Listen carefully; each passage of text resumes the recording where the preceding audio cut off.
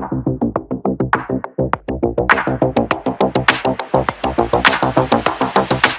শিক্ষার্থীরা, সবাইকে স্বাগত জানাচ্ছি রেডিয়াম সায়েন্স একাডেমির পক্ষ থেকে। আমি মাহমুদ হাসান, কোর্স কোঅর্ডিনেটর ও টিচার, জীববিজ্ঞান বিভাগ।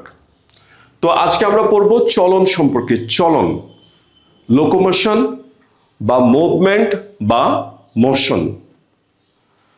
চলো আগে আমরা জানি চলন কি। সাধারণভাবে আমরা বুঝি জীবের এক স্থান থেকে অন্য স্থানে গমনাগম, আর এই প্রক্রিয়াকে বলা হয় চলন। সংজ্ঞাটিকে যদি আরেকটু বিস্তারিতভাবে বলি তাহলে এরকম দাঁড়ায়: জীব তার জৈবিক প্রয়োজনে নিজ প্রচেষ্টায় এক স্থান থেকে অন্য স্থানে গমনাগম, এই গমনাগমের প্রক্রিয়া অর্থাৎ যাওয়া আসার এই প্রক্রিয়াকে বলা হয় চলন। চলনাঙ্গ, আমাদের ক্ষেত্রে চলনাঙ্গ কি? আমাদের ক্ষেত্রে চলনাঙ্গ হচ্ছে আমাদের পা, সবসময় সার্বক্ষণিক পা। এছাড়া আমরা হাতেরও ব্যবহার করেছি। ছোট সময় যখন হামাগুড়ি দিয়েছি তখন আমরা হাতের ব্যবহার করেছি। আবার বৃদ্ধ বয়সে যদি বেঁচে থাকি, হাতের লাঠি নিব, তখন আবার হাতের ব্যবহার হবে। কিন্তু হাইড্রার চলনাঙ্গ কি? হাইড্রার কিন্তু অনেকগুলো চলনাঙ্গ রয়েছে।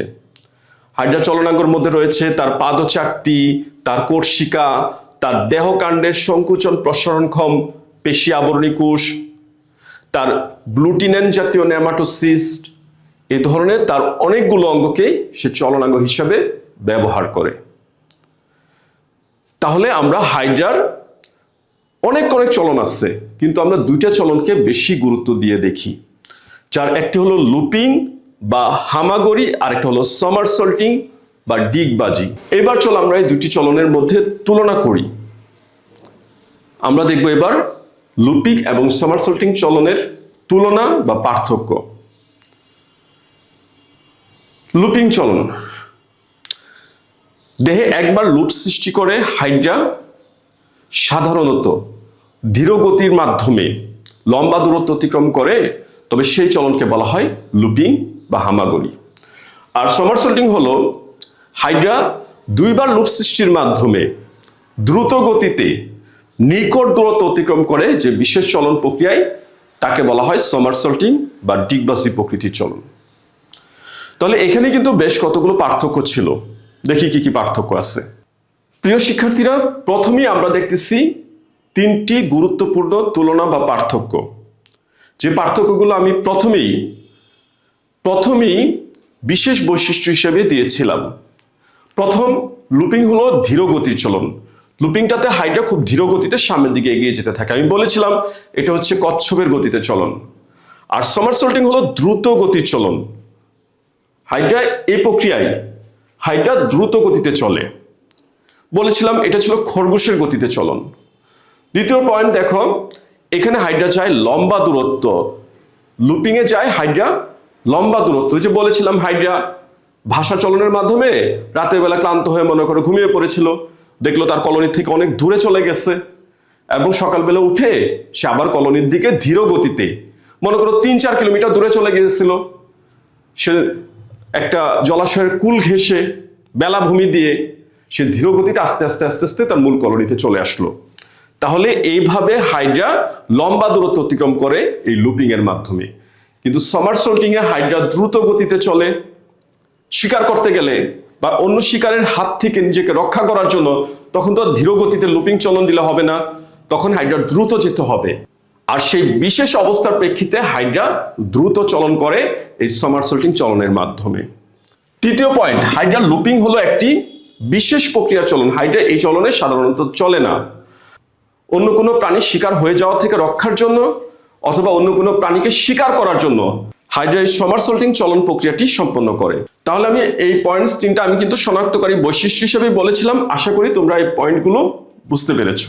প্রিয় শিক্ষার্থীরা, এবারের পয়েন্টসগুলো ভালো করে খেয়াল করো, খুবই ইম্পর্টেন্ট তিনটি পয়েন্টস এবার আলোচনা করতেছি। লুপিং, এতে একবার লুপ তৈরি হয়, লুপ বা ফাঁস।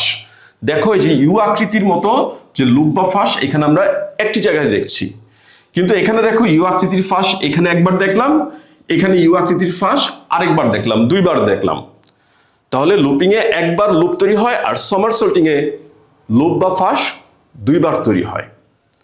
পরবর্তী পয়েন্টে দেখো কি বলছি, এখানে শক্তির ব্যবহার বা অপচয় কম হয় কোনটাতে, লুপিং এ। আর সামারসল্টিং এ বেশি শক্তির প্রয়োজন, শক্তির ব্যবহার বা শক্তির অপচয় এখানে বেশি হয়। এই জন্য শক্তির অপচয় কম হওয়ার জন্য কিন্তু হাইড্রা এখানে বেশি যেতে পারে। শক্তির ব্যবহার বা অপচয় কম হওয়ার জন্যই হাইড্রা এখানে লম্বা দূরত্ব পর্যন্ত চলে যায়। কিন্তু এখানে শক্তি ব্যবহার বেশি হয়, দুইবার লুপ সৃষ্টি করে, দেহকে দুইবার দুই প্রান্তের দিকে বাঁকায়, ফলে হাইড্রা এখানে বেশি যেতে পারে না।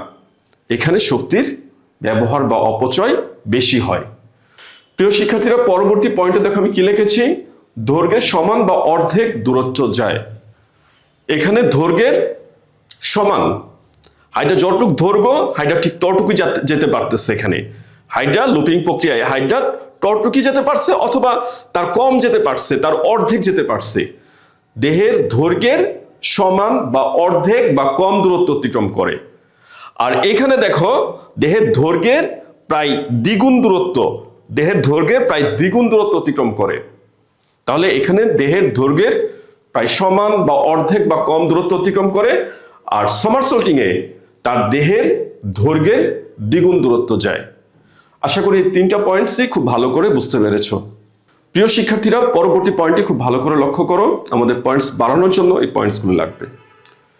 কোর্সিয়া সবসময় সামনের দিকে থাকে আর পাদচাকতি সবসময় পিছনের দিকে থাকে। কোনটিতে? লুপিং এ। দেখো এখানে কোর্সিকা সবসময় সামনে আর পাদচাকতি পিছনে, পাদচাকতিকে হেঁচড়িয়ে সামনের দিকে নিয়ে আসে, টেনে টেনে সামনের দিকে নিয়ে যায়। আর এখানে দেখো একবার কোর্সিকা সামনে, আরেকবার দেখো পাদচাকতির সামনে। তাহলে একবার কোর্সিকা সামনের দিকে যায় প্রথম লুপ তৈরি করার সময়, আর দ্বিতীয় লুপ তৈরি করার সময় পাদচাকতিটা তার সামনের দিকে থাকে। তাহলে কোর্সিকা একবার সামনে, পাদচাকতি একবার সামনে এসে অবস্থান করে। এখানে দেখো পরবর্তী পয়েন্টে কি আছে, পাদচাকতি কিন্তু কখনো দেহের উপরের দিকে উঠে আসে না, পাদচাকতি সবসময় পিছনের দিকেই থাকে, কোর্সিকা সবসময় সামনের দিকে আছে। তাহলে পয়েন্টে কি হলো, পাদচাকতি কখনো দেহের উপরে উঠে আসে না। কিন্তু আমরা এখানে দেখতেছি পাদচাকতি কিন্তু দেহের উপরে উঠে আসলো। পাদচাকতি কখনো দেহের উপরে উঠে না, উঠে আসে না, আর এখানে পাদচাকতি দেহের উপরে উঠে আসে। সর্বশেষ পয়েন্ট হলো এই লুপিং, আমরা বলতে পারি এটা কি ধরনের চলন। ওই যে বলেছিলাম যে শুয়া পোকার মতো, বিছা পোকার মতো একটা চলন প্রক্রিয়া। আর সামারসল্টিংকে কি বলছিলাম, যে এটা হলো একটা ডিগবাজি প্রক্রিয়ার চলন প্রক্রিয়া।